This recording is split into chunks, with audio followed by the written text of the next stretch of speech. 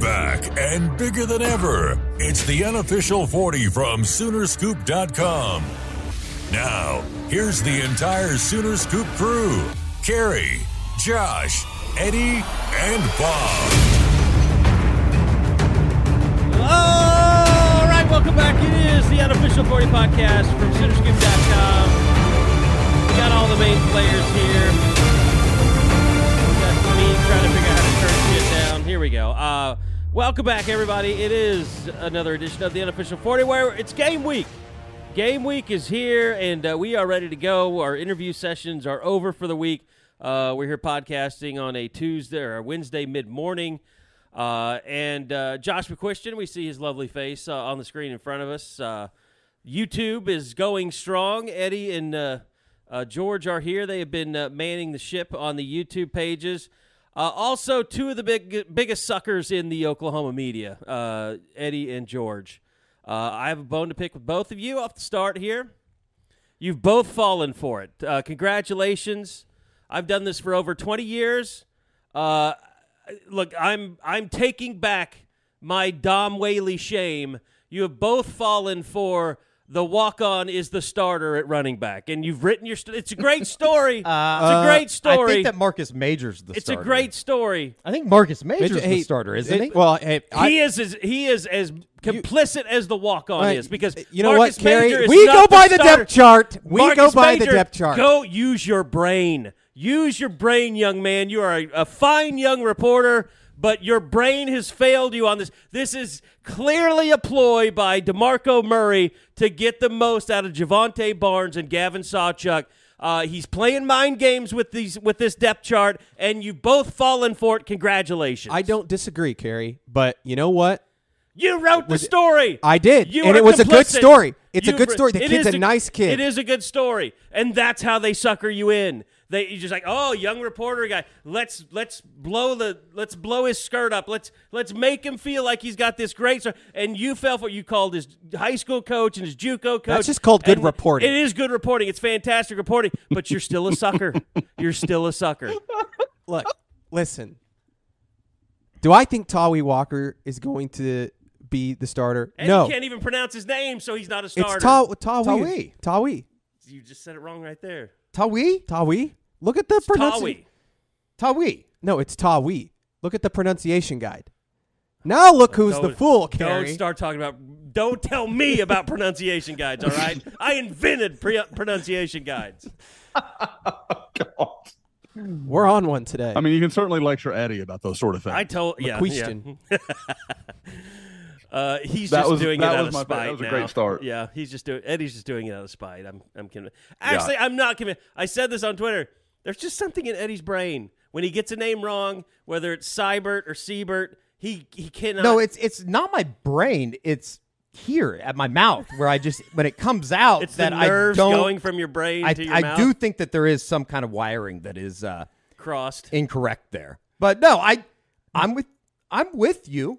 Like I don't think that he's going to lead. Yeah, it's just it was the story of the day yesterday. I was like, and no one even knew where this guy came from. You can say that you're with me all you want, but you wrote the story. I know, but I wanted to look. Our job is to inform the readers. When Tawi Walker was named the starter, everybody's really like, the starter. I know, but everybody's like, well, who is this guy? And not so the I went human and wrote. Interest. Well, I went and wrote, and it wasn't the story wasn't human interest. It was more about what kind of running back he is, where he came from, what's it's his story. It's a great story. It is. It's fantastic. Will I ever write about him again? Probably not. Tomorrow was the day to write about him, so I did. I think that this is good news, though, for Tawi Walker, because last time a running back was kind of in the, I guess, negative discussion on this podcast, Eric Gray went on and had a hell of a year. Yeah, that's true. But I don't think that, and again, I will say this. You have Danny Stutzman on your radio show. We have Trace Ford. Yeah. Trace Ford did tell us last week, like, Tawi Walker is the toughest person to tackle. I guarantee you, I'm going to put a guarantee. Uh-oh. I bet he scores on Saturday. It's Arkansas State. I don't care. I bet he scores. I think there's going to be a lot of people that score. I'm just saying, I think he scores. It's the team that no one asked Brent Venables a single question about in 50 minutes of press conference. Which I think is good. I think it means we're learning as a media corps because I don't think there was any value in asking him about Arkansas State. we're not going to talk about what I'm about to show you, Carey, but I'm going to just say, does this change your mind any? Oh, I've seen this. Yeah. Like it's your he secret has had scrimmage video. He has had really good scrimmages. He was the best running back in the spring game last year. But the truth is, Carey, and to your point, Barnes has been banged up, whether it's, having the foot surgery back in spring. I don't know how healthy he was this fall. And Gavin Sawchuk has been banged up. And that's you know what the the reality. message from DeMarco Murray is? You're always going to be banged up, but you have to play through it. Well, and I was banged up. I mean, he suffered a knee injury on a kickoff and didn't get to play against Florida in 2008. Like, DeMarco knows how this goes. He's a professional football player. He's been hurt his entire career, and he's learned to play through it. These are young guys. Javonte Barnes, a young guy. Gavin Sawchuk has only played one game. I mean, he's trying to get them to understand you have to be better when you're hurt, or else other people are going to play. To be fair, Javonte Barnes played hurt all year again last year. So, I mean, I do think, though, that when we look up at the end of December, or, the end of November going into December, I would be shocked if Javonte Barnes wasn't the bell cow, if he didn't have the most carries on the team. I agree. But I still stand by Marcus Majors getting the first carry on Saturday. Eddie and I, that's a victory lap we're going to take on Saturday. That is the case. And he's going to, I think Marcus Major, Josh, is going to get more run than, or I guess he'll get more room for air than maybe a Tawi Walker will.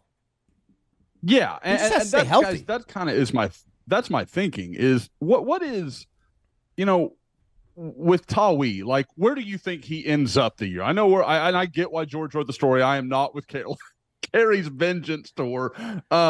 But I think, look, I'm going to judge George more harshly than anyone. Right? Like that's going to be the Carey total. Like, he'll be number 4, right? Yeah. I wouldn't be shocked if he's number 5. I think Caleb Hicks is going to get in the mix. By the end of the year, Tawi Walker will be a nice story that started the year, but he won't be a story that finishes. Correct. Yeah, I don't think he's going to win the Doak Walker or anything like that. No. But again, I thought you said that yesterday. He might. Guess what? I was caught in the commotion. The starting running back in Oklahoma should be in the running for the Doak Walker. Yes. So that's not Tawi Walker. And I understand it's Marcus Major, yes. And it's not Marcus Major either. But there is an or there. So I'm just saying. I will stand more on a hill of, I would stand for Marcus Major more than I would Tawi Walker. Like, when Marcus Major's healthy, if you can get a full healthy year out of him, I'm really intrigued. I just, based on track record, you can't just sit here and say that he's going to be available for all 14 games.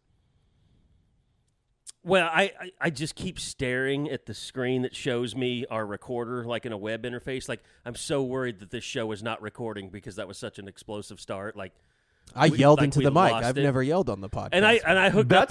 That's as hot as I've heard, George. That was exciting. Oh, no, I understand by the YouTube comments. I'm seeing them. It's like, oh, finally, we get rational discussion between two people and Carey's not involved. Like, yes. Someone did call me out, though, in the comments yesterday and said, well, this is why George isn't a football coach. No, and I'm like, Eddie, no, I saw that. And Eddie is right. I mean, we're winning. That comment means we're winning. It's been too nice on the YouTube comments. Yeah, we don't have enough people. I want more negative. Yeah, we know that it's just like, I mean, we could read through some of the comments on the YouTube page, go back to the old ratings and reviews that we used to do back in the early days of the pod, and those were always fantastic. But Eddie's right. Unless we have people ripping us and slamming us, we don't have a big enough audience yet. I'm also tired of we don't need any more threads talking about how good I look and my smile. Self-conscious. Yeah. It's getting like, it was nice at the start, but it's getting a little weird. Can I say this as someone who goes home?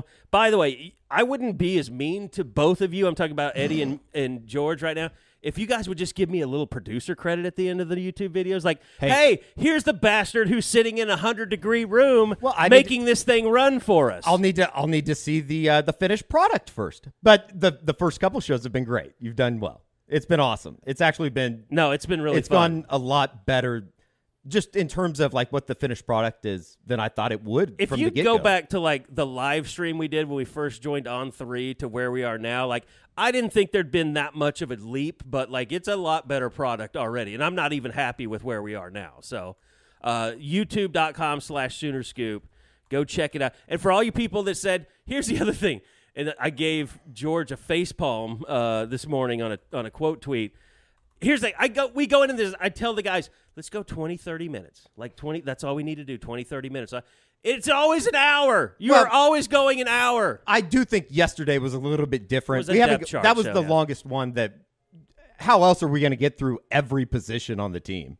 Yeah. I mean, look, it was a challenge, sure. And it's a lot of fun, too, because, like, Eddie sits in here and puts in a lot of prep work for it, getting video and all that stuff. So – no, I think I'm really happy with it so far, and it's only going to get bigger and better. So, anyway, it is the Enjoy Vision, fresh perspective look around.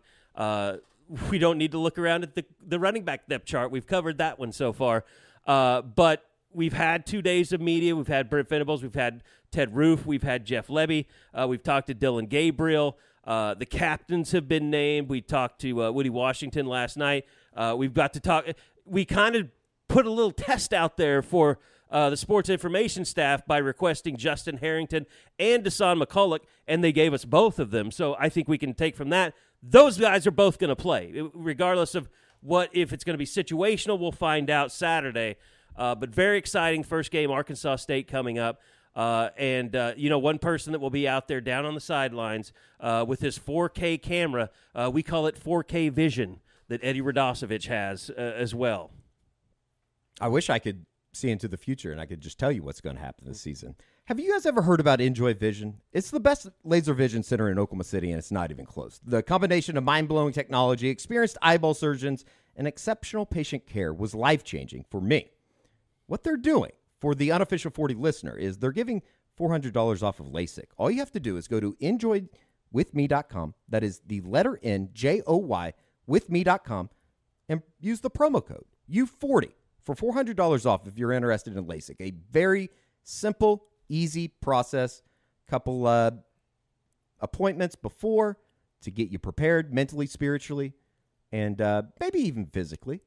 And then you're in and out. You have LASIK, better vision than probably half the country. So just go to enjoywithme.com, promo code U40, Enjoy Vision. This is where you LASIK.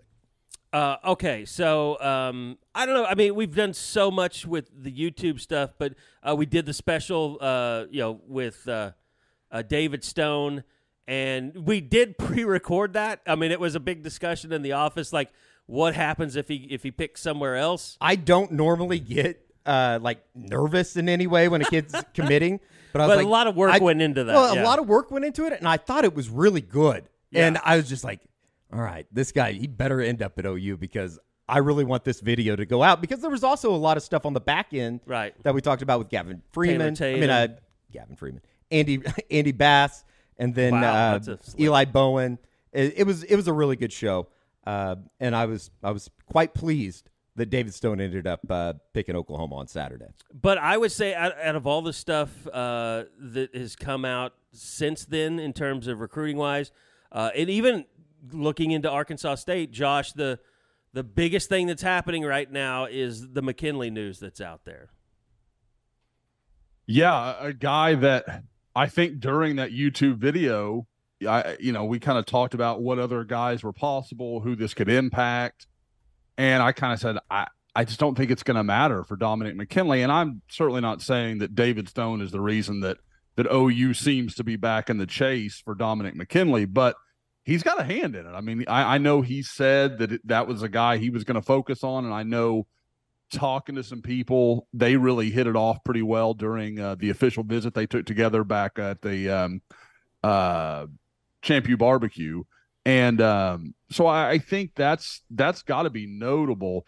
But Oklahoma's in this thing. I'm shocked I'm saying that. A couple of days ago, when it first started to kind of get out there, it was kind of Monday afternoon, you started to hear kind of whispers, and just talking to some different people, I put a couple of different stories up in the last 48 hours on it, and I just think the relationships that they have built are really paying off. And a notable one that I had in today's woke, J.R. Sandlin has come up a couple of times as a guy that apparently the staff really, the family likes. I mean, they've been very impressed by him. So I still probably lean a little bit to Texas A&M right now for him. But Oklahoma, if he picks Oklahoma on Friday, I'm not going to be surprised about it.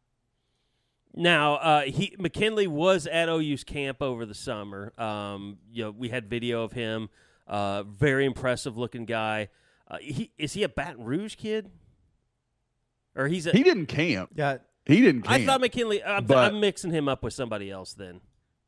Yeah, but no, I mean he is 6'6", 280. He is a big, impressive looking kid. And I should say, on Friday, if it looks pretty good for Oklahoma, there's a decent chance we'll have some video of him Friday night. I'm giving a trip to Lafayette, Louisiana, real consideration. So, but yeah, he, like I said, he is a big, long, athletic guy. Kind of trying to think of a good physical comparison for him. Because like I said, you just don't find many interior guys that are as big as, as long as he is at 6'5", 6'6". David, as long as he is, David's about 6'4", and that's, probably maybe stretching just a little bit. David's probably more like 6'3" and, a half kind of thing. So Dom's a really big guy and has a lot of potential in front of him. I think talking to a lot of people, there is a feeling that Oklahoma can be the best mix for him. Kind of, the distance that I think he wants to get, maybe a little bit farther from home, but not so far from home that his family is not comfortable. They can't get to him easily. And then again, like I said, the human side of it, where I think he really likes Todd Bates. I think his family's very comfortable with the coaching staff. They really like, I've said before, they really like the faith that Oklahoma is so forward about with their religious beliefs, with Brent Venables, Todd Bates, the whole crew. And I think that makes his mother feel very comfortable. And there's no question. This is another 5-star defensive lineman where mom is a very big piece of this puzzle. And I know there are some around Norman that think that if she were to pick, Oklahoma might be her pick. Isn't it kind of effed up in a way that now that Oklahoma's gotten over that 5-star hill, even with something like a Dominic McKinley that has come together so quickly, it's like, oh, okay, yeah, I could see that. Or is there still like some scar tissue there?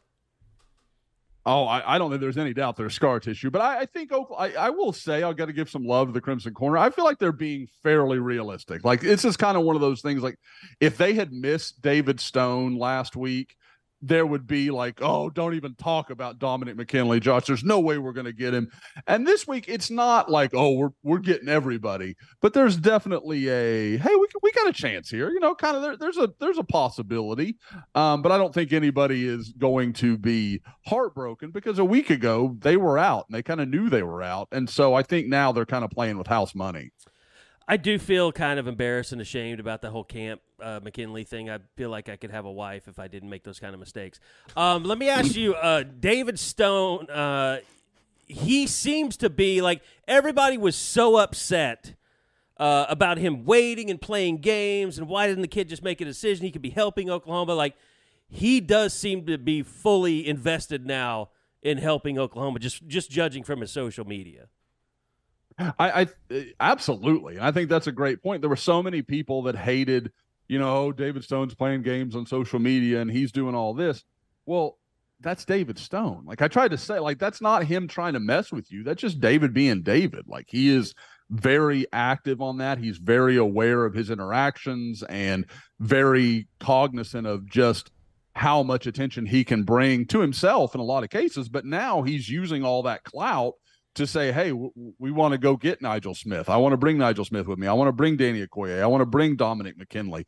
Like, I think part of it as well, Carey, is him understanding that he's been at a place like IMG. He knows a lot of guys that come from, places where there's good players, but they haven't seen what it looks like when a bunch of dudes are around. Like, I mean, real Alabama, Georgia, Oklahoma type guys, they don't always recognize the difference. David's been at IMG. He knows the difference between a good defensive line and a bunch of dudes that are going to go play Power 5. So I think he understands that and has gone to work. And I think they're whether it's Dom McKinley, Nigel Smith, I think there is more good news coming for Oklahoma on the defensive line. Josh, with everything that went into Saturday, I think it almost kind of sort of got lost in the mix. David Stone was unbelievable on Saturday night. And what I loved, Eddie, and it's something that, we talk about with Nigel Smith a lot, like, his versatility, he could play inside. And, I know he really wants to play outside, but I think with his body type, he's almost invariably going to end up as like a 3-technique defensive tackle. I think he could be a really good one. With David, the 3 techniques just kind of assumed, like, he's going to slide inside, and that's who he is. And David's comfortable with that. But you watch him at IMG, they stand him up some. Like, they know and it speaks to, again, with their level of talent, for them to be comfortable sliding him out and standing him up outside, it tells you how much they think of his talent, because I guarantee you they have other pass rushers behind him who are very talented guys that are going to sign Power 5. But David's just so good. They said, hey, we got to get him on the field and get him out in space, let him beat guys. And, had a couple sacks, had a strip of, and again, you're not talking about chasing around some average athlete. Samaj Jones is the guy that OU wanted to come play quarterback for them. So that is a really good athlete that he tracked down a couple of times. And, I think even with that, you forget how disruptive he was. And I got to give a little shout out to Jaden Jackson. I thought Jaden Jackson had a really nice day. He is a guy that it's not hard to see him being a very good nose tackle for Oklahoma in fairly short order. Yeah, I think most people tuned in to watch David Stone in that game. If you're a casual fan, you're like, oh, wait, who's this Jaden Jackson guy? He's committed to Oklahoma, too. This kid looks really good. Yeah, and he's made for it. Like, you look at, Oklahoma, and I know we'll get into the depth chart a little bit, but, like, you look at those 2 guys they're talking about at nose tackle, Isaiah Coe and DJ Terry, like, 6'2", 310, 320. Big mountainous guys that are going to just sit there at the point of attack and eat up blockers. He looks tailor-made for that. He is that kind of guy, and he is a powerful dude, hard to move off the spot. But I also think he's a better athlete than people think he is. He can create a little pressure up the middle and create some push. And you line that up against, like I said, next to guys like David Stone. Oklahoma fans will hope Dominic McKinley, Nigel Smith, Danny Okoye. You start putting that kind of group together, not to mention you've got PJ Adebawore for the foreseeable future. That's the kind of defensive line you're trying to build. Josh, best defensive line class since when, if they're able to land some of these guys you're talking about? Or is it already there? To me, if you'd miss McKinley and you were to get Smith and Okoye, I think it's probably better than that 06 group that was, Beal, McCoy, and Adrian Taylor, which obviously is a, tremendously talented group. Beal was the defensive player of the year. So was McCoy. Adrian Taylor, if not for injury, is a longtime NFL guy. So it's saying a lot, but again, it's not just about, these guys are good players. It's the numbers they're really replenishing that room. And we all forget about Wyatt Gilmore, who, again, I get that he's not as flashy and he's not as well known. He's from Minnesota. Just nobody's really seen him. But he's a good player that Oklahoma clearly identified early on as a take. And, I saw something Miguel Chavis put on Twitter the other day where he's talking about one of the things that that he loves and stands out to him the most on tape is just effort, just constantly chasing the ball. And you watch Wyatt Gilmore and you can see, like, that's a Miguel Chavis guy. Like, that energy is constantly going. And again, if there's a way you could put McKinley in that group, then, you're going, guys, I hate to say it, you're going back to like Switzer era type stuff. Like, you don't land that many elite guys up front very often. The situation with Wyatt Gilmore, it kind of reminds me of a guy that's kind of gone under the radar because he's a true freshman, and PJ Adebore's garnered all of the attention at defensive end. But I've heard they are extremely excited about Taylor Wine, who was actually on the 2 deep yesterday. Yeah, I thought that was a really good sign, almost like a, because guys, we all know the depth chart is as much about messaging as it is about reality. And it felt like, hey, we're really pleased with you. We want you to get some recognition here, kind of thing. That's how I read that. And you're talking about a guy 6'4", 250, and you can watch his high school tape. He's chasing down skill guys out in space. This is a really good athlete. I have no idea how he slid under the radar for as long as he did. And I remember talking to Taylor about that, and he just he was very all shucks about it. But, you know, it's a good athlete. I mean, I know we all want to talk about Okoye, and, you know, I know the Nwaneri story won't seem to go to bed, but there's two good young defensive ends in Oklahoma's program right now. And I think it goes without saying, just from a number standpoint and what they have to do on the defensive line in this recruiting cycle. If you could end up landing David Stone, Dominic McKinley, Nigel Smith, and Danny Okoye, and you had that as an option, or option B of just landing Williams Nwaneri, like, it's a no-brainer. I don't think there's any question. Somebody asked me that in board chat yesterday, and it was just, if you could get I mean, guys, if we're talking Nwaneri and Okoye and Nigel Smith, I probably take Okoye and Nigel Smith, because this isn't just you need a frontline guy. Oklahoma needs quality, like, numbers. Like, they need bodies in a big way. Because you look, I mean, we can talk about all these guys they need to land, but guys, they've got, you know, let's see, 4 senior defensive tackles that absolutely are out of eligibility after this year. Kelly, like, they are going to lose a huge piece Jacob of that room. Lacey. So, and Jacob Lacey may return, may not. So you've got to bring in as many good bodies as you can. And as talented as I believe Williams Nwaneri is, I think he is a very worthy number 1 player in the country. If I can get 2 or 3 guys for him, it's the same thing I was talking about with Missouri. I'm taking the good. I want a bunch of really good instead of one great. What did you think? I mean, we talked about earlier, you know, when David Stone was making his announcement, you saw the hats on the table. What was kind of going through your head other than that being a weird OU hat? And you know, again, us recruiting idiots, we love hat science. But, like, to me, when I saw those hats, I was like, it's Oklahoma. Because those other two, the Miami hat and the Michigan State hat, looked like we walked down the street and bought those at the 7-Eleven. Like, they looked garbagey to me. And that one looked like special, like maybe he bought it from who's our guy in Norman that's selling all the vintage stuff? And I want to give him a shout out for sitting here thinking about him. Ex-player. Oh, we were just DMing with him the other day. Eddie loves that stuff. Peyton, yeah. Peyton Prince. Yeah. I was like, man, I can't think of it. Yeah, he looks like Peyton Prince. Like, that looked like Peyton Prince stuff. Like, he'd gotten that from him. Because it was a unique hat. Like, it's just not one you could go to any store and buy. So the idea that it just showed up and was just like the others, that didn't add up to me. But I will say, my thought was very much, you know, we talked about it in that YouTube video, was this is going to be a shit show if this goes wrong. This is going to be a real problem on this board for the foreseeable future, basically until they do land a 5-star defensive lineman. You know, for some reason, PJ Adebawore never counts in these conversations. Like, I don't understand why, but it's like, oh yeah, that didn't happen because he wasn't a 5-star when he committed.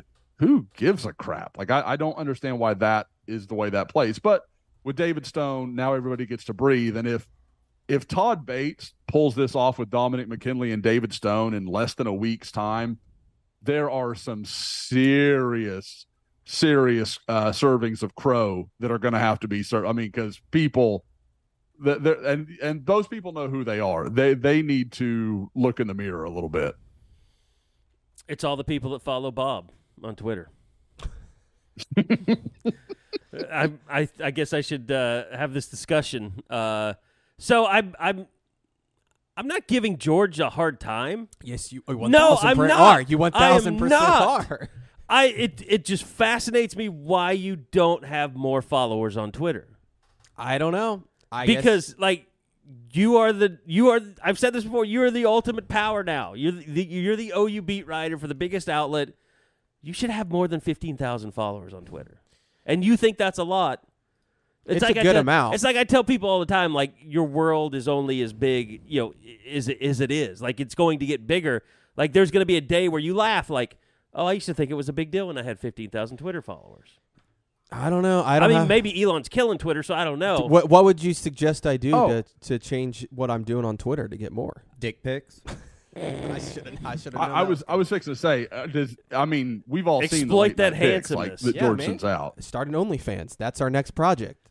I was thinking about this the other day. I was thinking about this last night, actually. I'm scared of this segue here. Because I was sitting there watching the YouTube videos, just seeing how they looked and stuff like that.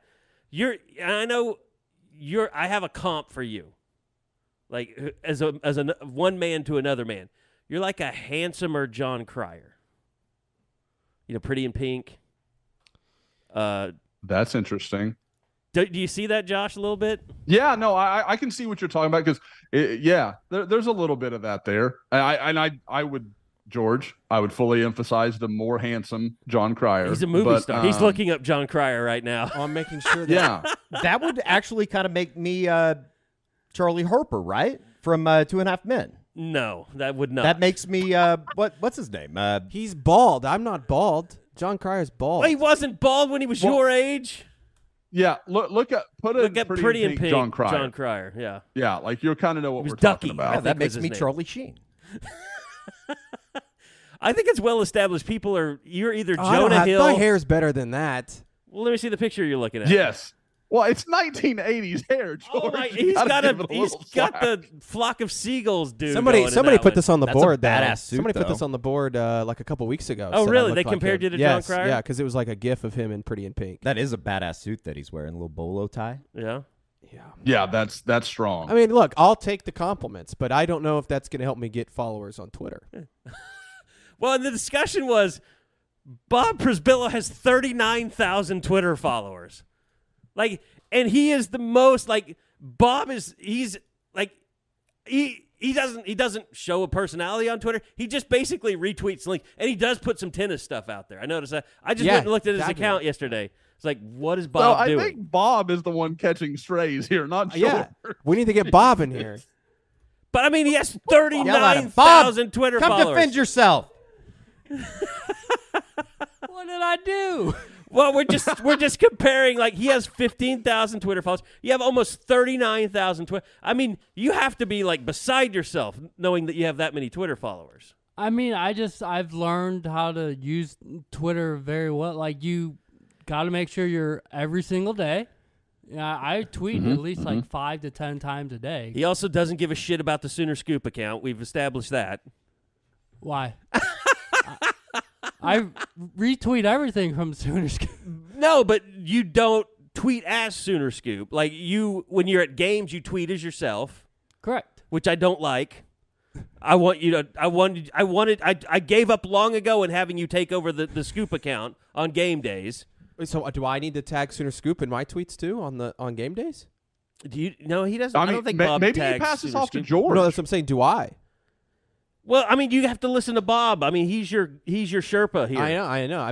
Bob's also been doing this a lot longer than I have. And when I went to Denver, I lost followers. Like, I had a really good following of OU fans when I was a student. And they're like, screw this. I don't care about the Broncos. The Broncos, yeah. And then when I came back, I gained a lot more because I still had a very good OU following. I think you were so, when you joined us, you were like 10 or 11.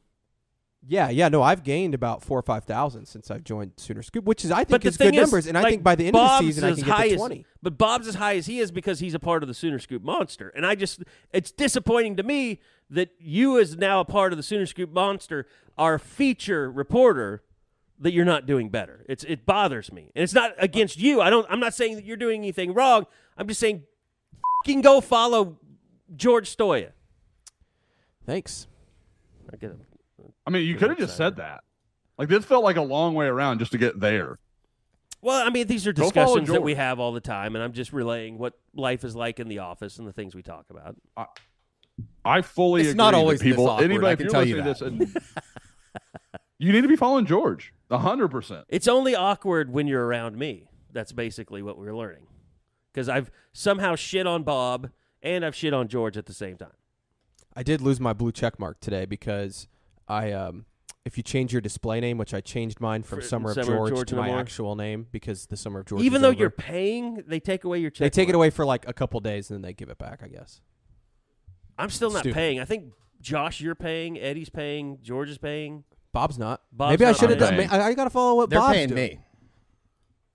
Have you signed up for the Eddie? I think you could make money. Did you see their new ad revenue thing where you can get monetization from it? Yeah, I haven't really delved into it. No, let's talk about the depth chart. I mean, I'll say this: people have heard enough of you, George. Why don't you let Bob sit down and talk about I the talked depth about chart it for 50 minutes yesterday, so Yeah. I'm good. when it's supposed to be 20 to 30. As But Bob that's makes his way in to get set up here in the studio, Josh, just kind of outside of the Tawi Walker stuff, was there anything that caught your attention? I know that, obviously Jaron Kanak winning the Mike position, that's been a big question mark as far as who was going to start alongside Danny Stutzman, who was going to start opposite of Woody Washington at cornerback was talked about quite a bit. Anything really stick out to you, offense or defense? I mean, I guess it shouldn't surprise anybody that the offensive line, the way that is ordered, and the fact that there's no oars there is pretty interesting. The thing I guess the thing that I really noticed, and I guess that I am trying to come to grips with how they're going to work that is, I know we all think they have a 5 this year, and clearly they do. I mean, there's no question. There's a clear starting 5. I think they're pretty confident of where their 5 is next year, too. You look at with Green and Sexton, I think we all assume that'll work itself out. They're not going to both be – I don't think they're going to be the 2 deep at left tackle next year. You've got Jake Taylor over at right tackle behind Tyler Guyton, who I think we all assume this is probably his last go-around this year. And then you've got Troy Everett and Savion Byrd.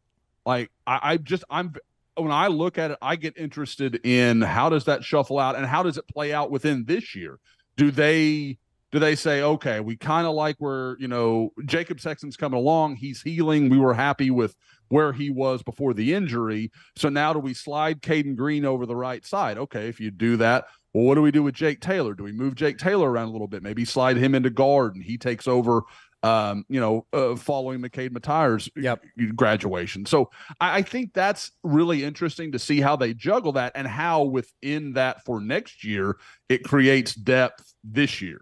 I think one of the kind of interesting things is just kind of reading between the lines on some stuff is like how disappointed they are for Jacob Sexton that he's not able to get out there and play. It's like you almost get the feeling, Bob, of like, they understand how good he can be and how much he can help them. It's like it kind of hurts them, pains them to know that he's not ready yet.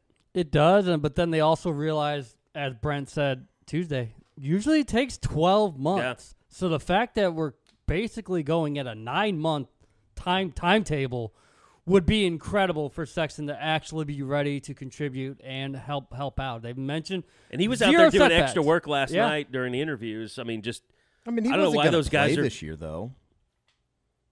Say that again. Jake wasn't going to play in front of Walter, but I guess you could say because of the injury they had to go get Walter. Is that kind of what you're saying? I mean, I think I'm just saying that for his development, because he's not going to being ready to go, even if they do have Walter. Like Walter could go down. Like it's depth that they're going to miss out on a little bit, and just like I said, his overall development. He's somewhat close. I mean, I think if they were playing in the national championship tomorrow, I think that he would be cleared and ready to play. That's kind of the indication I got. I think they've been pretty specific as far as wanting to bring him along slowly. Yeah, you don't want to I think Rouse gives them that ability. Yeah, sure. You don't want to go too fast and have a setback happen. So now you don't have to, but you could just tell that they like what he brings to the table, and now you can't just use him during this first month of the season because you're thinking Saturday you should be up comfortably in the second half. You want to see what other guys can do. Unfortunately, he cannot be one of those guys now. Well, and like we said, he was out there yesterday doing extra work on the sleds. So, I mean, he's not – you've never felt like any time we've been out there that he's being held back, not to the level of like he's not wearing a blue jersey like a Robert Spears Jennings or Jacob Lacey was. But, he's working out. He's staying healthy. And you know what he could be doing to continue to stay healthy is eating a lot of shrimp. Primeshrimp.com. Go check them out. You can get 25% off your order of $50 or more just by using the promo code U40, U40. Use that promo code. Make your selections from either garlic herb butter shrimp, New Orleans-style barbecue shrimp, the French Quarter Alfredo, lemon and cracked pepper, Louisiana boil Cajun shrimp, the signature Cajun season. Whatever your flavor is, you can get it, and it's a restaurant-quality meal. Easily done at home. No extra DoorDash fees or Grubhub fees. Just boil some water, put your shrimp in less than 10 minutes. You got a restaurant quality meal. No mess, no fuss. Just a great meal at home. So you can get the sampler 12-pack for a savings as well, and that even includes free ground shipping where available. So go check them out, primeshrimp.com.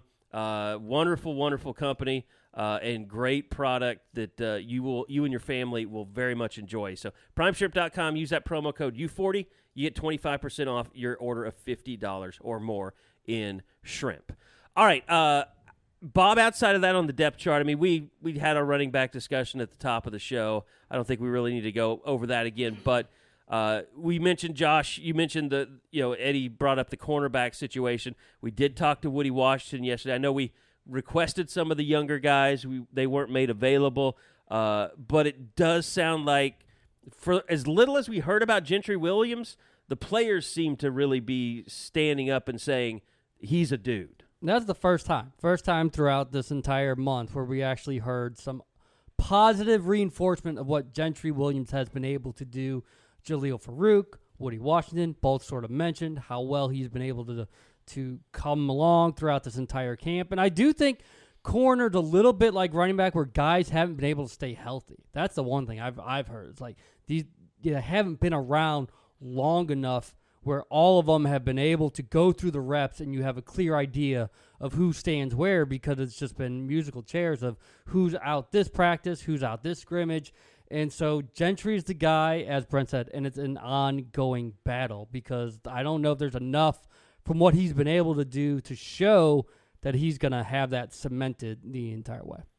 And obviously Josiah Wagner's a guy we've heard a lot about, so it'll be interesting to see how many reps he gets on Saturday against Arkansas State.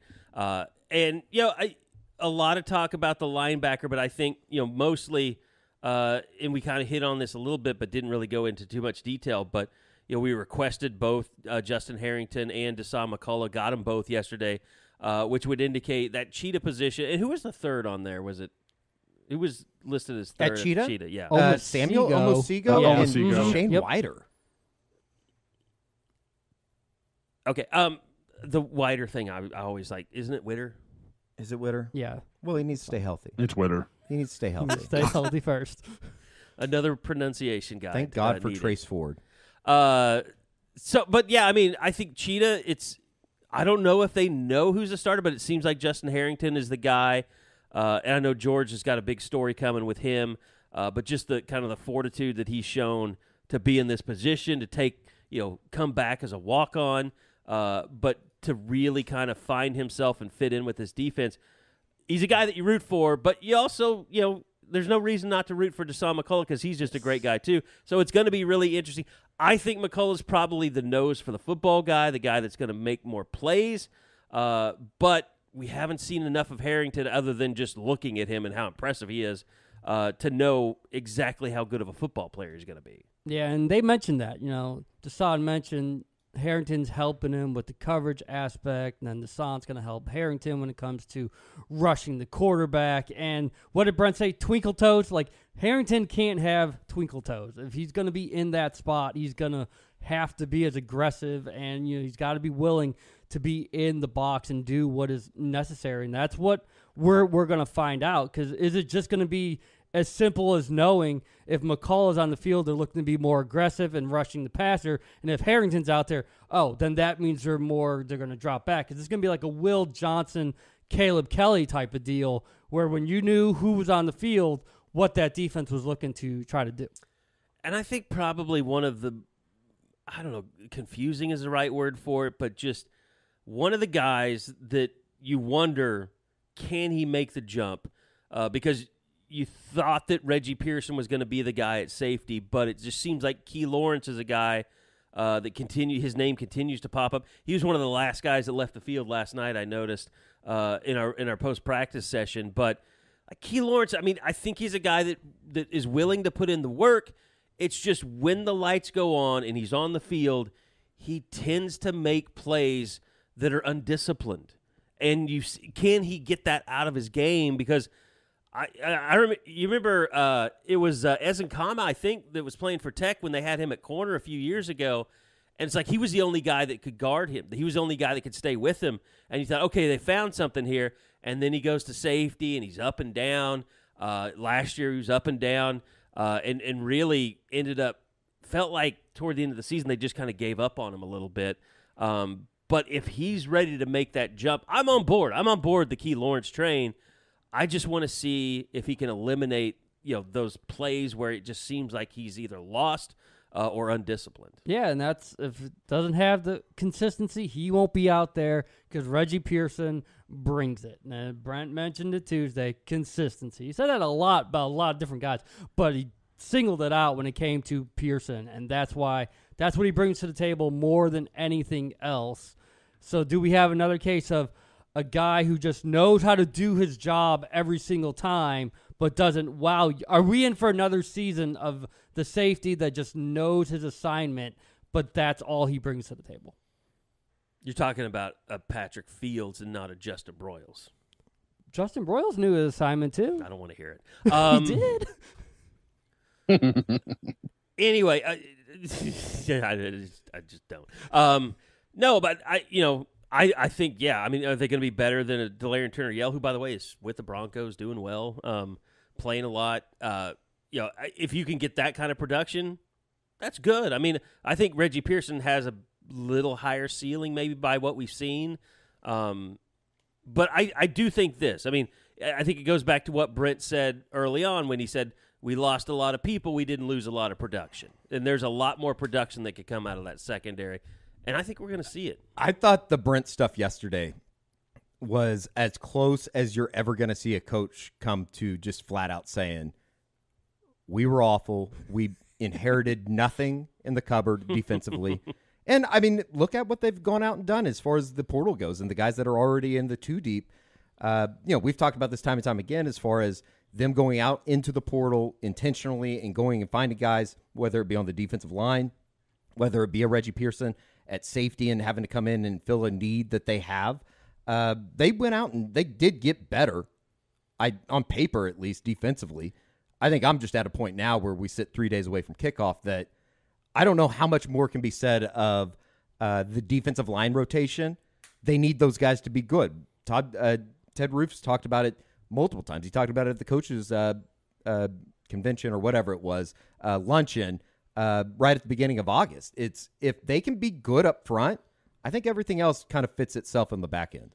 They should set a record for program sales because if you're going to go out and you're going to get there early, sit down in your seats, watch the pregame, you are not going to recognize half this team. I mean, it is stark how different this team is on defense, especially, and the size of guys. Yeah.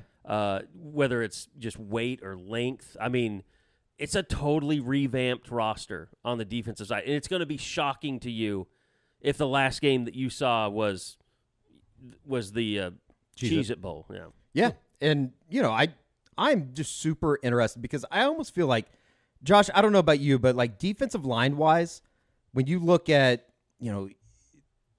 Rondell Bothroyd, Trace Ford, maybe to a certain extent Jacob Lacey, even though you don't really know, DeJoun Terry, like I feel like those guys you kind of put them on a separate pedestal. You're going to get contributions from them.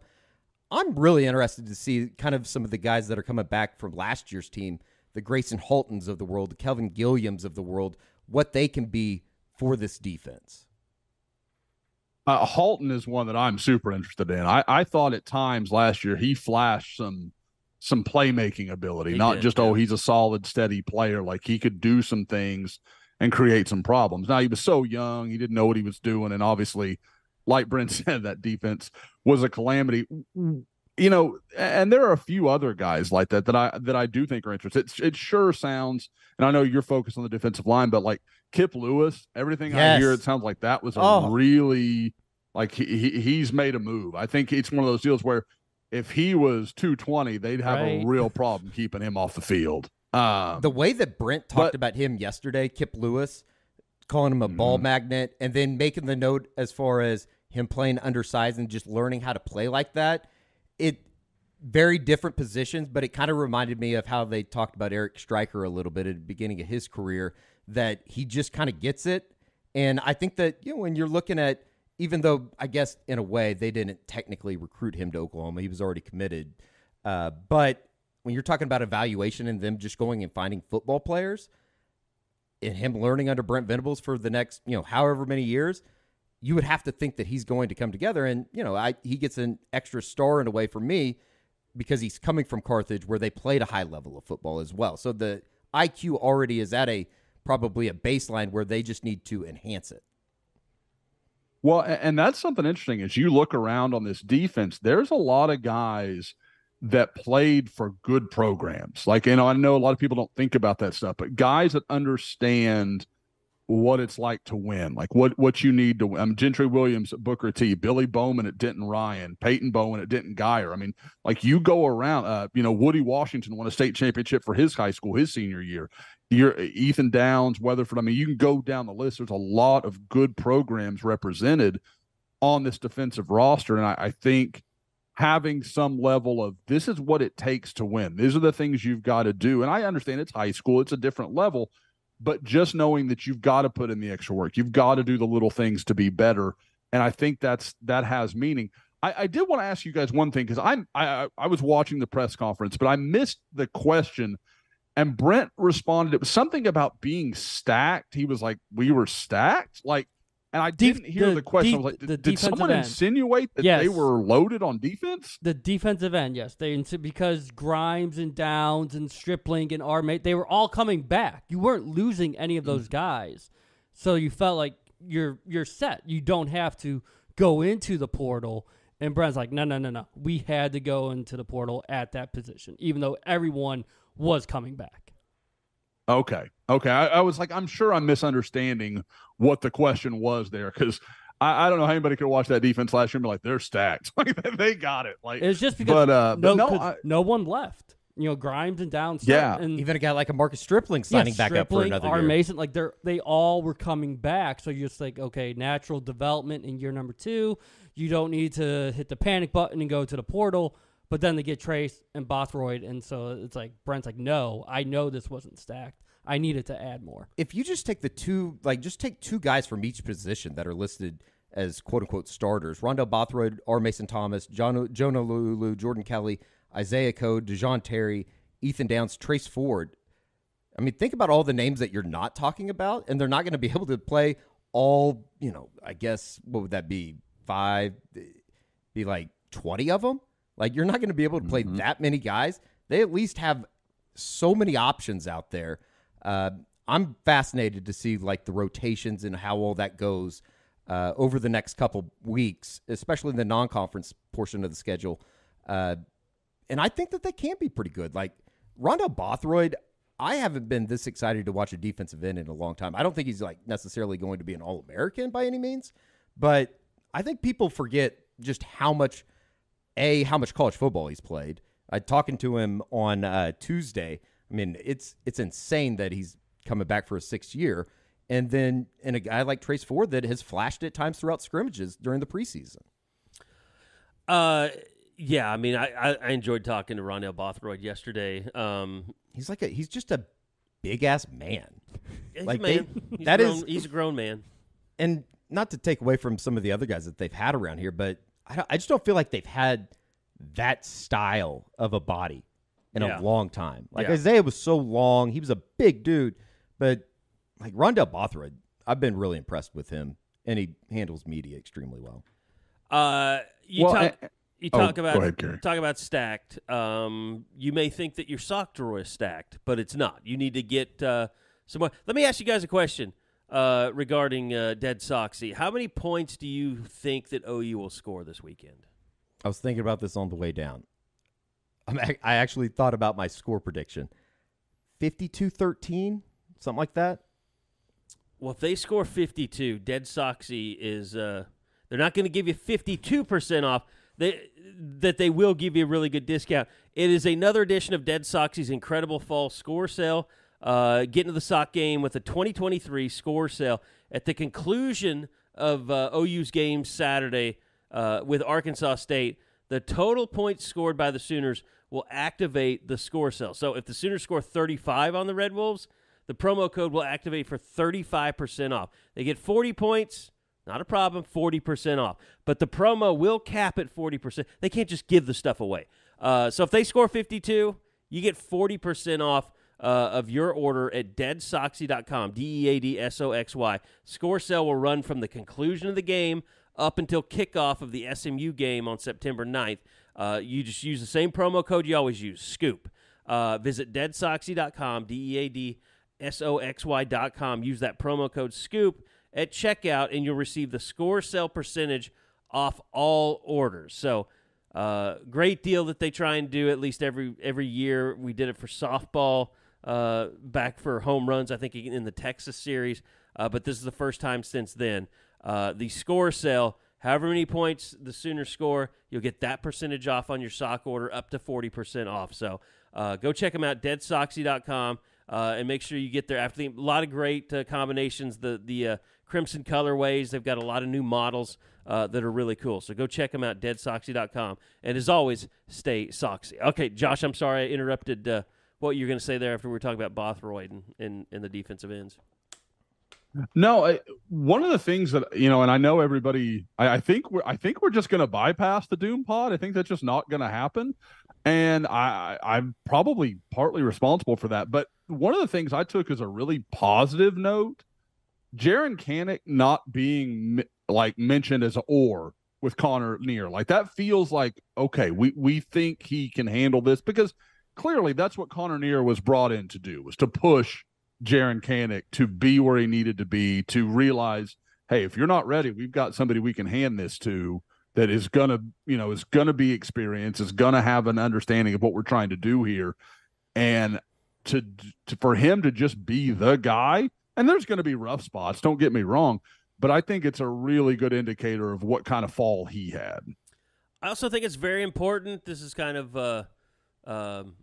behind the scenes stuff, but I think it's very important he play well, because, guys, I know you guys have all talked to him. He's a very good interview. I think he'll be a very good spokesperson for the defense. So I want him to play very well. He's great. And I think he kind of gets it, just as far as what his role is. And I think somebody asked him yesterday, just has he taken a moment to think about where he stands in the echelon of OU athletics now, OU football, being the Mike linebacker at the University of Oklahoma. That should mean something to him, and he gave a really good answer. I thought his entire interview session yesterday was really good. By the way, it's going to be a lot of fun over the next couple years. Did you watch the first OU DNA I deal did not. they put out? Yes. It was really, Bosworth speaking to the team. That got me kind of emotional. Just him talking. It was a great message that he gave to the players on the team, just about his kind of journey into becoming the boss, basically, and how he struggled early in his career and things like that. But you're the middle linebacker at Oklahoma. I think being a kid falling in love with Oklahoma football, it was definitely Paul Miliazzo and Brian Bosworth are the first two guys that I remember. But that's a huge. I haven't had a chance to watch it yet. I actually just saw them previewing the second one, and I'm kind of was realizing I got to catch up on that. Yeah, they do a really good job with that stuff. Okay, outside of that, I think it's been interesting, and it's mainly been fan driven. I think the whole Jackson Arnold thing. People that are still don't believe that believe in Dylan Gabriel, but it's been made very clear this is Dylan Gabriel's team. I do find it kind of interesting. This goes back to talking to Jeff Lebby last week. There is going to be a plan for Jackson Arnold, but they don't really know or don't really feel like they need to come up with that plan as the season gets going. If Dylan Gabriel gets hurt, the plan's pretty simple. You have to play Jackson Arnold. But how much he plays, what he, whether it happens early in the year, middle of the year, later in the year, they clearly are going to come up with some type of plan for Jackson Arnold to develop. It'll be based on how successful they are, I think. That's what it sounded like Levy said last week. If they only have 21 points in the third quarter Saturday, then no, Jackson Arnold's not going to play. They need Dylan Gabriel and those receivers to get the chemistry, to make sure that they're going to get rolling. here in the weeks ahead. But so a lot. The of question is is 5 touchdowns enough? To feel ahead to put him in. Is it 6 touchdowns? Like you got to be up by 50. Is 42 okay? I think that's what they have to kind of work through. And they have to work on the differential. It can't be 42-28 and Arkansas State keeps right. No, I'm talking about being up after by 42. Right. Yeah. If Arkansas State scores 28 boy. on Saturday, there's bigger problems than who's taking snaps under center. And it's something that Josh mentioned, social media. That was the first time we'd heard Dylan Gabriel won't be here next year when we know he has the option. He can actually decide to come back. So it was curious to kind of hear that outspoken for the first time. And does that just mean no matter what, Dylan's looking to head to the NFL, or would he even pursue another transfer for one more season? No, I think just saying that out loud is basically saying we have confidence that this is a really good quarterback, and once this year is over, he's gonna some NFL team's gonna want him.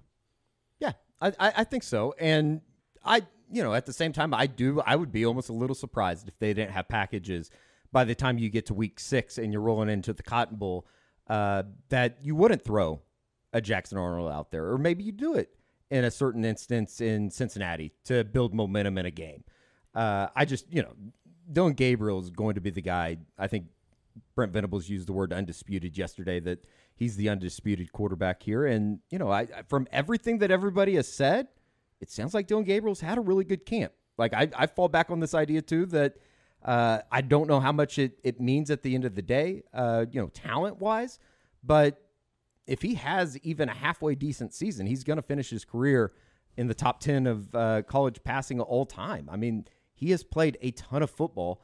And I think that if they can just get a little bit of help at the wide receiver position, whether it be an Andrell Anthony or whoever, they're going to be fine. This offense is going to be fine. And if you just look at the starting offensive line, we've talked about it. They feel like that group can be really, really good. It's just if how they handle adversity, how they handle injuries, and how many times did I tell you guys too, going back through the summer and all the games and clipping everything, it seemed like OU was, moving the ball extremely well at times, and then all of a sudden it's 3rd and 14 or 2nd and 14 because of hold, or 2nd and 15 because somebody jumped off sides, or they just little things and small things were so plentiful last year that it makes sense why they lost all of these one possession games. You just can't do it, and especially when you're not better than the other team, when you don't have I guess you can't say that from last year, but they got away with so much over the course of 17, 18, 19, 20, even 21, that, last year was it's kind of the way it was. They did not have any success in the fourth quarter in closing out games. Well, and look, this is something that we've all been talking about the last week. And it bears mention, I think, in that people are worried about Brent Venables' game management, worried about he and Jeff Lebby, the 3 and outs on offense. It's very, very clear. It's become very apparent that Brent Venables during the offseason has gone to great lengths to try and improve his own efficiency. That's the word. Showing up early. I'm glad you're bringing this up because I wanted to talk about it. I think it's fascinating. Yeah. I mean, he's put a lot of effort into it. I mean, it's clear it's different. Practices sometimes end before we can get there, where last year we would wait 45 minutes past the time that we were supposed to be there until we could get in and go do interviews. So now things are running much more efficiently. Brent Venables seemed, he talked to people behind the scenes. He's much more efficient with his day and with his time. He's in and out of things a lot more. He's not, not that he was wasting time, but he's not using up a lot of time doing the culture building and all that stuff that he was doing a year ago. And it's been so noticeable and so apparent, I have to think that that's going to also transfer to game days a little bit. I think that some of the stuff that happened a year ago, and remember when we did the Doom Pod a year ago, it just seemed like we probably didn't want to just come out and say it at the time. And it's, looking back on it, it's very obvious that organizationally, it was a disaster throughout August and into September last year. There was so much, I don't know about like commotion within the program. I just think that everything seems so much more organized this year. And maybe it's just because nobody's having to go through this for the first time under Brent. And I'm sure that he has a better idea of what he wants to do day in and day out and going into week one of a season. But it was just like last year, like it makes a lot of sense why things went the way that they did, because everything was just so damn unorganized. Well, and I think, Josh, even you've seen it, like being out at camps and stuff, and coaches that, drag at Brent, and, he's got to have like J.R. Sandlin coming out there and hustle him off because he can't get him away from other coaches that want to talk his ear off and stuff. Like, he's kind of had to learn, how valuable his time is. And I think the main thing is he knows, and he's been able to admit to himself, I'm hurting the program, by lack of efficiency. Well, and it was that was something I really paid attention to, because, guys, that was something I remember us talking about that first summer, the summer of 2022, where out at the camp it just all seemed so chaotic, and Brent's giving like hour-long speeches to the players, and you're like, that can't be the best use of his time. Like, it just can't be. And I thought this year the camp was a little cleaner in that way. Like, there was less of the, oh Lord, we could go and have lunch and come back and he'll still be talking. And again, I don't mean that as a shot. Like, Brent, like, he's inspiring to listen to talk, but it's, you can't as a head coach spend that much time with a bunch of campers when you still have to go show the guys that you're really focusing on around on their tour and do all that stuff and do all the other obligations that you have through the course of a summer. So I thought that looked cleaner from the one window I really get into it. I thought that was really clear. But what I will say I thought was interesting was him talking about how last year he didn't feel like he got to be part of the defense in the way he needed to be part of the defense. And, he was clear to, clarify that wasn't a, they need me. He was like, I need that. I need to be part of that. And I think that's a really interesting thing to balance, because I love the talk of efficiency, because I think that's really, if anything really tripped him up last year, that's what I thought it was there was just a lot of trying to do too much instead of focusing on this is where I got to be and this is what I got to do.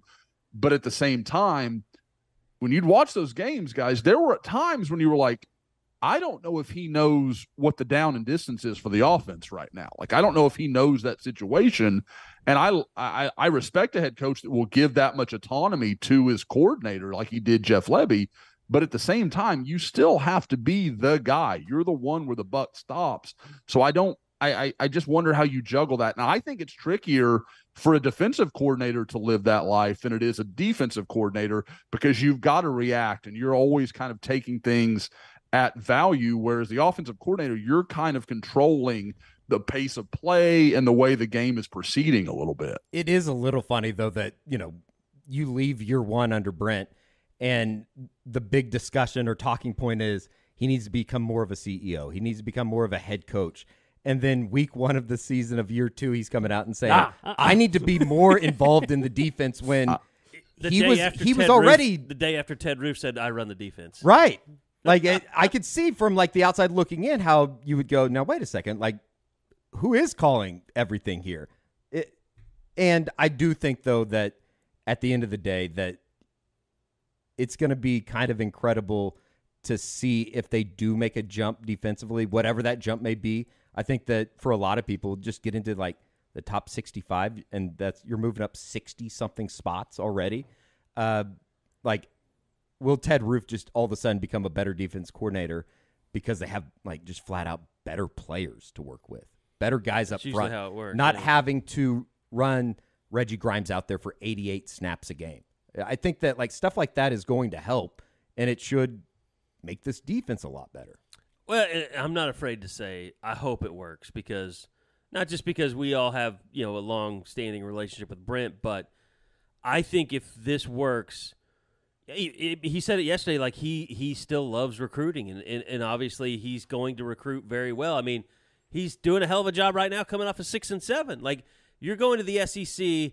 If you can make this thing work with the way you're recruiting now and have winning records, I mean, that's the only way that Oklahoma, in my opinion, that's the best way for them to start looking, not competing directly, but building to a program that could eventually compete with a Georgia and Alabama. Well, after Saturday night, I told somebody, it's kind of one of those things that they've done everything. I feel like a culture's in place. Mm-hmm. Just listen to the players and the way that they talk and the way that they kind of regurgitate everything that Brent says to them. They do speak differently than they did when Lincoln was here. I think that, recruiting obviously has gone really well, bringing in a top 5 class off of a 6 and 7 season. And then, landing the guys that they already have in 2024, building the inroads back in state that you asked about, Bob, on Tuesday to Brent. They've checked every box that you can. They just have to win football games because that's how they're ultimately going to be judged. And we need to see what Brent does in that first crucial coaching moment to show that he's grown. Sure. Not kicking I don't know when that's going to happen, but that first stressful moment. Yeah. What's he going to do? Yeah, and not like, for instance, not kicking a field goal up in Morgantown into a 25-mile-per-hour wind with 6 minutes left in the game. Although I think you could probably say because they were so bad defensively, even if you go for it or if you try to punt, which Michael Turk probably would have knocked into the end zone per Brent Venables yesterday. Yeah. Wow, I think that maybe things change, but yeah, I agree with you, Bob. It's a crucial year. It's a crucial year for everything that they're doing down there, and they're obviously selling a vision of the program, and people are buying in. You just have to win football games, and this schedule is going to allow them the opportunity to win games and, win a lot of them compared to what it was a year ago. So Arkansas State coming up this weekend. We will have all your coverage on Soonerscoop.com. Also, don't forget Soonerscoopstore.com. We've got Lindsay Street coming up on Friday. I'm excited to see if I might have to run over there around 5 o'clock on Friday to see. Good little man on the street. Yeah, what the scenes. I'm sure they would love to see you. I would love to see them. Maybe we should just give away some merch or something for people over there. You down for that? Possibly could. I don't know if we have a whole lot of. There's not a whole lot merch left. that could be worn though, unless the children are over there, like some smalls. The smalls, yeah. But yeah, for what stock we have left, promo code we did it will get you 20% off. We've got some flags left. I know the flags have been very popular lately. I imagine we'll see some of those on game day Saturday. That'll be cool. I want to see them in the back of a truck, a big Trump flag along with one of those as well, or maybe Biden if that's your choice. That's what we made them for. Yeah, that's what we made them for. I did hear that. I think that I don't know if it's official, but I have heard that there's an insinuation that the Walk of Champions is now going to go straight down Lindsay Street. They're going to drop them off instead of going south on Jenkins. They're going to go in front of on Lindsay Street through the tailgating scene, and then through I guess what would be the south entrance to the stadium. You'd have to put up some barricades. I'm really not sure, maybe that's wrong. Yeah, add some time. That's a little bit of a walk. Yeah, I don't know. Maybe I've just been told wrong. That'd be cool. That'd be really cool. Hopefully they're not in ponchos like the New Mexico State crew. We don't need anybody sweating to death on Saturday. You could take them through the doors, though. I mean, or they go straight into the locker room. You could go straight. You could go right and cut through the Switzer Center area as well. Right. Yeah, I don't know. It'll be fun. So outside of that, Josh, anything expected recruiting wise coming up this weekend? I did want to. I know that we hit on him, but you went and saw Taylor Tatum on Friday night. I know that maybe we want to get into that and just kind of your impression of seeing Longview, and you went and saw Grayson Harris as well last week. That we could get into to kind of get a feel for what both of those guys are. Grayson Harris, there's a lot to like there. Yeah, Grayson Harris is twitchy as hell. There is some Marquise Brown in that game. He is so explosive, and just one of those guys that from the minute he cuts to top speed is very sudden and just very, very easy to see why Emmett Jones has made him a priority. I mean, Grayson talked about it Emmett was his first offer when Emmett was still at Kansas. Then immediately when he got to Texas Tech, offered Grayson Harris, gets to Oklahoma, make sure Grayson Harris is aware he's still got his offer from Oklahoma. So that's been a priority, and it's easy to see why. I'd seen him at camp, but seeing him in a game with pads on and going against a good Waxahachie team with a lot of good athletes on it, he had a gear that nobody else on the field had, and they struggled to kind of get him the ball in space. That was kind of the story of my weekend is really talented guys kind of having trouble to find room to work in. But, yeah, it's not hard to see him as a slot guy kind of, he's probably 5'9", 165. He's a lean guy. He really is. But with Jeff Lebby and the way they want to attack vertically, it's a real natural fit with Grayson Harris. And with Taylor Tatum, watching him going against McKinney, people have seen the stat line. I think it was like 19 for 132, and he had like 64-yard touchdown run. But I can't overstate. McKinney has probably five and I'm not even mean FBS, 5 Power 5 guys on their defense, including 3 linebackers that all have, OU, OSU kind of offers. I mean, the very, very talented group.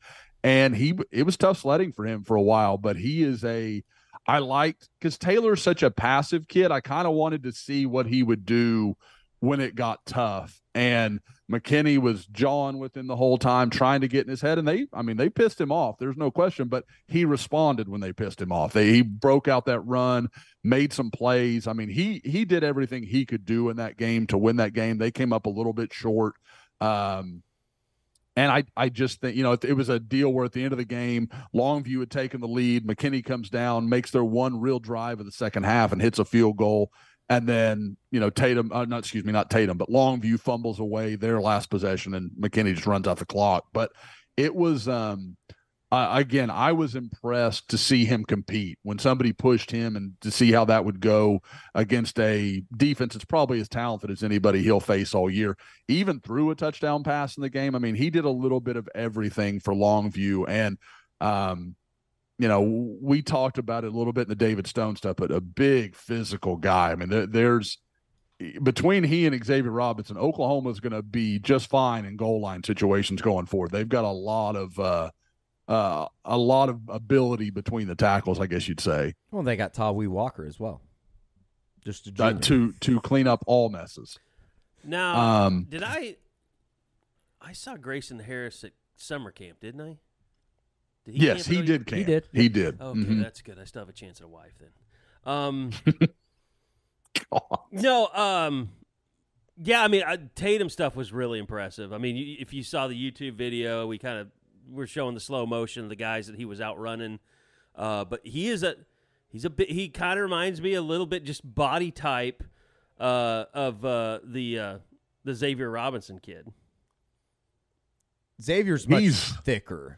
But I mean, Xavier's on a different thick. planet. He's thick. But they're both thick guys, is what I'm saying. They're both really thick thighs. I mean, I think that you said it on the David Stone commitment show that we did last week, Josh. He has a little bit of Joe Mixon in him as far as what he is physically. Yep. He's not as long armed, and he is a lighter version of Joe, but in the way they're put together, in the way that they play, Taylor's a very skilled receiver.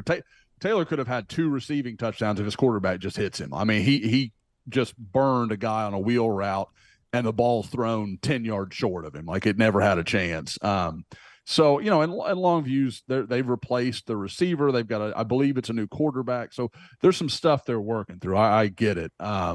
But they'll only get better. They're Longview. They'll be fine in the long run. But and pun not intended there.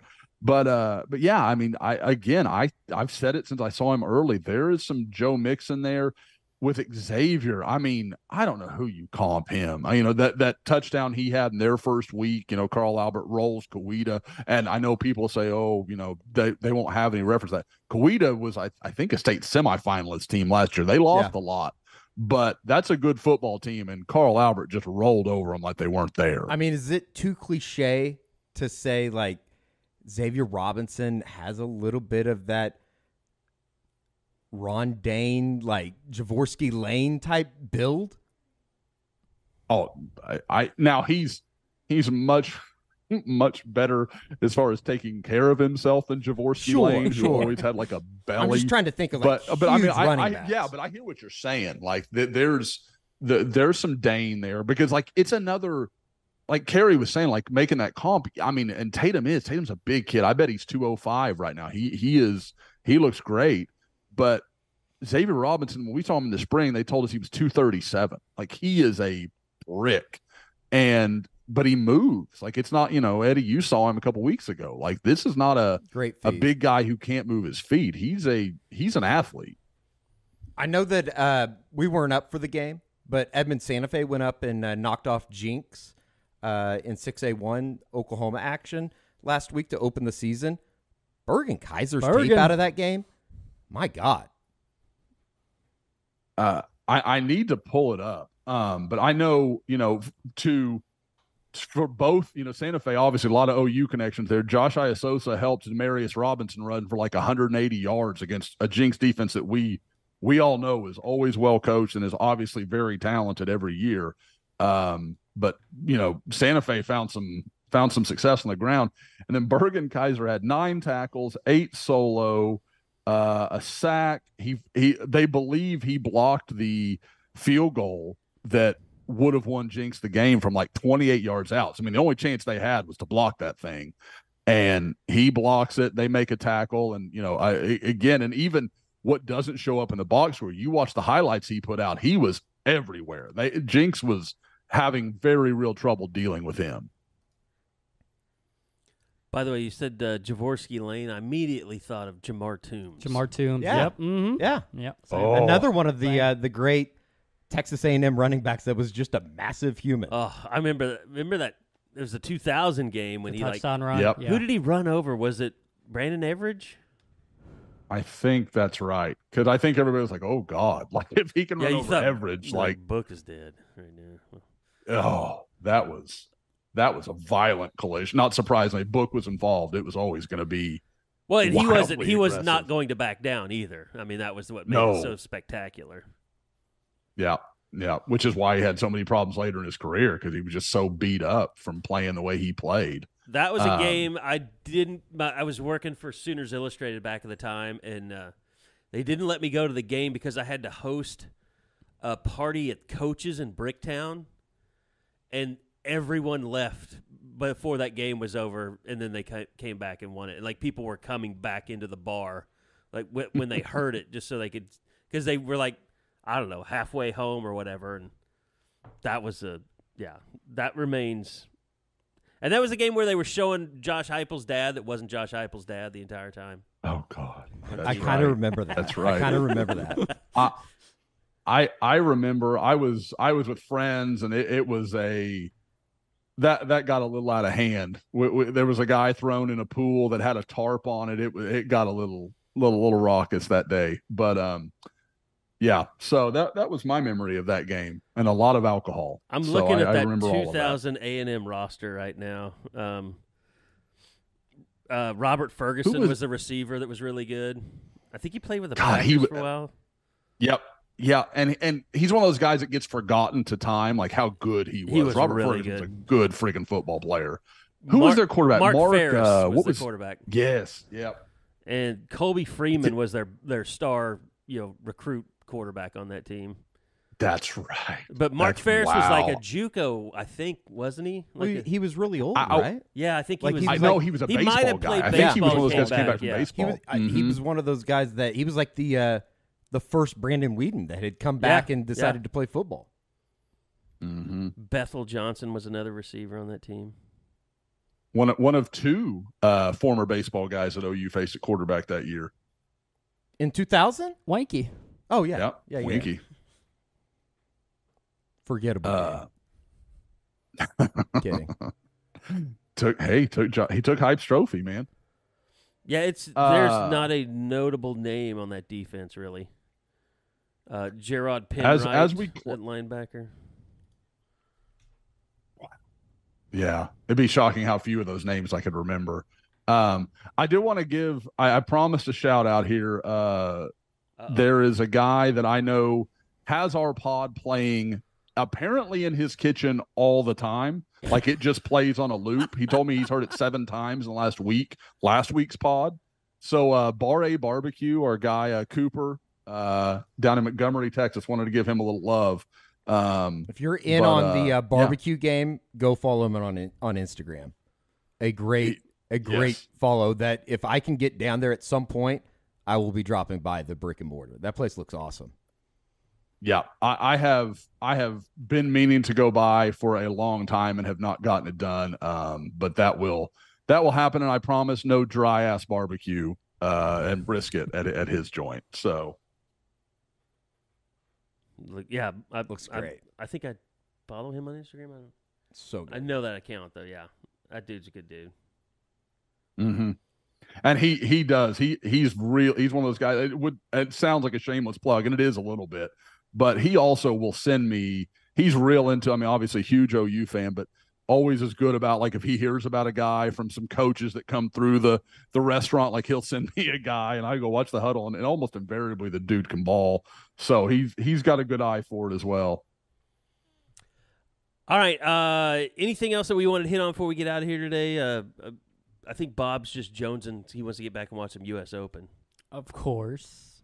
It's that time. Gross, Bob. Gross. Did we talk about the number 1 player in the country coming? Oh, Bob, you're just trying to upset me, and I'm not today. Not today, Lord. Not doing it. From England. Yes. Oh, there. Okay. I see what you're doing there, Bob. Yeah, I guess we should real quickly. And there's a visit list up on the front page of the site in today's Oklahoma. But the 2 official visitors that we know of this weekend are Danny Okoye from Tulsa, Noah, and Daniel Akinkunmi, I think it's how you say his last name, the big offensive lineman from London that's part of the NFL Academy over there. I think Oklahoma, I would pick Oklahoma for both these guys. I've got a forecast, or not a forecast. God, I'm going to get used to it. I've got a prediction in for Akinkunmi for a while now. Clemson has offered recently. I wonder if a kid from London if that's going to resonate in the same way it would. And obviously, if there's one position where Oklahoma should be able to out-recruit Clemson, it's offensive line. I mean, Clemson's NFL production on the offensive line is atrocious for a program of that caliber. Surely Brent's going to get Tom Moore to come back this weekend to hang out a little bit. But no, it looks good there. Danny Okoye, I think Oklahoma's in really good shape. I'm very interested to see Danny and Daniel hang out because what I know of Daniel and obviously knowing Danny much better, that seems like like an odd couple kind of scenario. So I'm very interested to see what their interactions are like this weekend. I'd love to be kind of a fly on the wall. But like I said, Daniel loves Bill Bedenbaugh. And I think there's a good relationship there. He likes what he's heard from Brent Venables. And again, OU, we know, won't pressure either of these guys to make a decision. But if Akinkunmi made a decision, I wouldn't be surprised at all. Has something changed with Danny Okoye? I mean, I think this is like that's the most confident you've been about that front. Has like just the David Stone stuff, it may be coming together a little bit more for him than we realized. I know that we had the conversation last week about him being an in-state kid. It just seems like if they can go play good football and make improvements defensively, it'd be hard for him to turn that down or get away from the state. Yeah, I that's kind of where I'm at, Eddie. They've got to show him that it's moving in the right direction and give him something to believe in. And I'd love to doom pod it, but I think they're gonna. And I think that's part of my thinking. Again, I'm not overly confident or anything. I haven't put a prediction in for Okoye. Neither Tennessee nor Texas would surprise me. I'm kind of particularly focused on Tennessee right now. Though, again, I don't want this to become, message board craziness. Like Texas is absolutely involved.